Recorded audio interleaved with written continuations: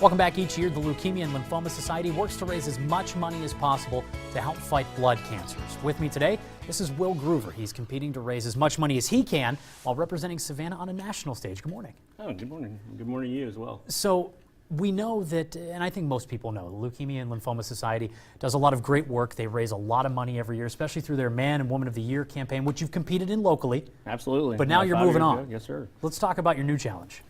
New challenge is I'm competing nationwide against other alumni candidates. I decided, I opened my mouth and said, I'd love to raise money again. Well, when you do that, you get a new challenge. And this is the challenge. And we're stepping it up this year and really just reaching out to other folks and just taking it nationally, reaching up to everybody we know across the country. What is it that kind of got you into this idea of wanting to do this a second time now, taking part in these campaigns to raise this money? What really drove you to that? I've really seen the results through the years. I mean, the survival rates from 2014 to 2019 are huge. And just where the dollars go, it goes to the patients that may need assistance with copays or need assistance with transportation costs. I am seeing the difference that not only I'm making, but the Leukemia and Lymphoma Society is making nationally with research and other methods. So as part of your national campaign, you've put together this series of videos. Let's talk about that. What's it called? And we're on, I don't want to give it away, but we're halfway through, we'll say we're halfway through it right now today. Let's talk about it. Sure, we're on week 5 of 10 stories, 10 weeks, and one cause. Obviously the one cause is to beat cancer and to beat blood cancer on top of that. The reason I decided and kind of came up with it, I want to do something different. I love the awareness part of it. I love to raise money, but I love awareness.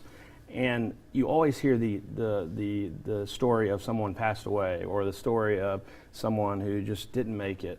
Well, I'm telling the story of survivors and those who have made it and those who are in remission and those who have benefited from funds that we have raised. I want to hear the positive side of things.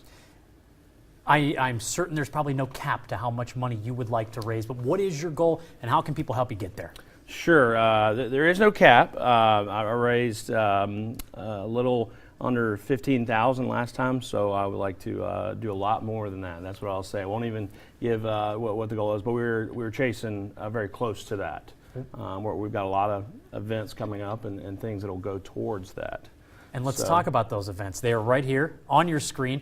Coming up Tuesday, April 21st from 6 to 8 that evening, you can make your own salt scrub for your bath with you, and it's an interesting way to raise money. Yeah, absolutely. A good friend who is is the owner of Salacious Salts. We approached them and wanted to do something kind of unique. They've done it before, and we said, hey, it's a great way to get people going and bring their just bring awareness to the cause. So we decided that was a good way to do it. I've never made my own bath salt, but I'm sure that I will learn.